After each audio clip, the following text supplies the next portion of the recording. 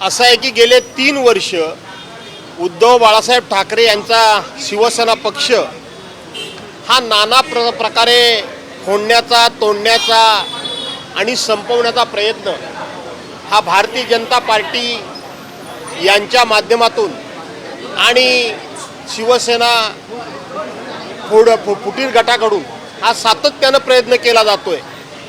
अनेक लोकांचा, अनेक पदाधिकाऱ्यांचा, अनेक माजी लोकप्रतिनिधींचा पक्षप्रवेश करून घेतला जातोय। तरी सुद्धा कालचा जो शिवसेना उद्धव बाळासाहेब ठाकरे यांचा वर्धापन दिनाचा मेळावा होता, या मेळाव्यामध्ये एक जबरदस्त अशा पद्धतीचा जोश होता, उत्साह होता आणि त्याचबरोबर कोणत्याही परिस्थितीमध्ये गद्दारांना धडा शिकवायचाच अशा पद्धतीची भीष्म प्रतिज्ञा करून शिवसैनिक कालच्या मेळाव्यामध्ये उतरला होता आणि ते पाहण्याचं काम आणि त्याची माहिती घेण्याचं काम हे पलीकडच्या गटातून घेण्याचं सुरू होतं। उद्धव साहेबांच्या भाषणानंतर त्यातले काही मुद्दे घेऊन आपण भाषण केलं, याचा अर्थ इकडच्या मेळाव्यावर लक्ष हे गद्दार गटाचं पुरेपूर होतं आणि म्हणून त्यांना ती भरलेली धडकी आहे। त्यांनी ते केलेलं वक्तव्य म्हणजे नैराश्यातून केलेलं वक्तव्य आहे की एवढं सगळं करून सुद्धा उद्धव बाळासाहेब ठाकरे खंबीरपणे उभे कसे राहू शकतात, या भीतीतून ते झालेलं वक्तव्य आहे। बावनकुळे असं म्हणतात की हिंदुत्व तर ठाकरेंचं संपलेलं आहे, पण राहिलेली शिवसेना देखील संपले, अशा प्रकारचं त्यांनी वक्तव्य केलं। असं आहे की शिवसेनेचं हिंदुत्व हे भाजपाकडून शिकण्याची गरज नाही, भाजपानं शिवसेनेला हिंदुत्व शिकवण्याची गरज नाही। पहिली हिंदुत्वाची भूमिका मुंबईचे माजी महापौर रमेश प्रभू यांच्या निवडणुकीमध्ये 88-89 मध्ये पहिल्यांदा हिंदुत्वाचा नारा हा शिवसेनेनं दिला आणि त्याच्या मोबदल्यात शिवसेना प्रमुख मान्य बाळासाहेब ठाकरेंचं 6 वर्षाकरता मतदानाचा हक्क सुद्धा डावलला गेला होता। सुभाष देसाईंचा सुद्धा हा हिंदुत्वाच्या मुद्द्यावर मतदानाचा हक्क डावलला गेला होता। सूर्यकांत महाडकांना देखील त्रास झाला होता। भाजपाला काय झाला? भाजपा फक्त आयत्या बिळावरचा नागोबा आहे।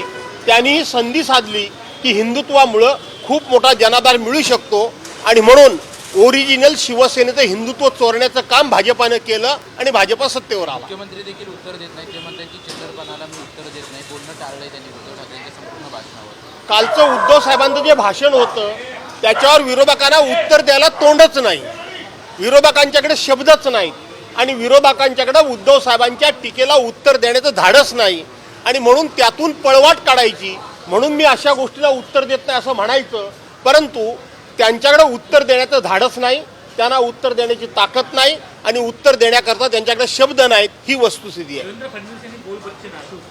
कोणाला? कालच्या भाषणाला संपूर्ण त्यांची स्वतःची उपमा त्यांनी दुसऱ्याला का देऊ केली? खरं तर ही त्यांच्याकरता योग्य उपमा आहे, ही देवेंद्र फडणवीसांकरता उत्तम उपमा आहे, ती दुसऱ्याला देण्याचं काही कारण नाही।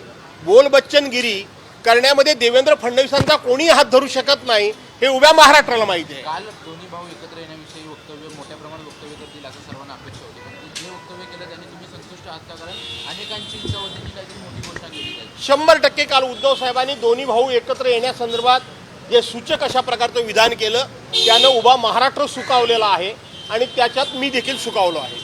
खरं तर आगपाखड ही मनसेच्या भेटीबद्दल केली जाते, परंतु यापूर्वी जेव्हा महाविकास आघाडी स्थापन करण्याचा विचार केला होता त्याही वेळेला उद्धव ठाकरेंनी त्यांच्या पदाधिकाऱ्यांसोबत अनेक नेत्यांसोबत चर्चा केली होती का, असाही प्रश्न मनसेकडून उपस्थित केला जातो। मला माहीत नाही मनसेकडून काय प्रश्न उपस्थित केले जातात।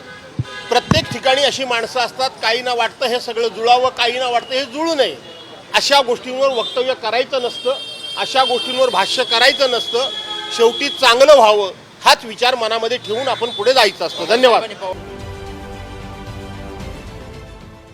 देश विदेशातील प्रत्येक घडामोडींचे लाईव्ह अपडेट मिळवण्यासाठी आता साम टीव्हीच्या सर्व सोशल मीडिया प्लॅटफॉर्मला लाईक, फॉलो आणि सबस्क्राईब करा।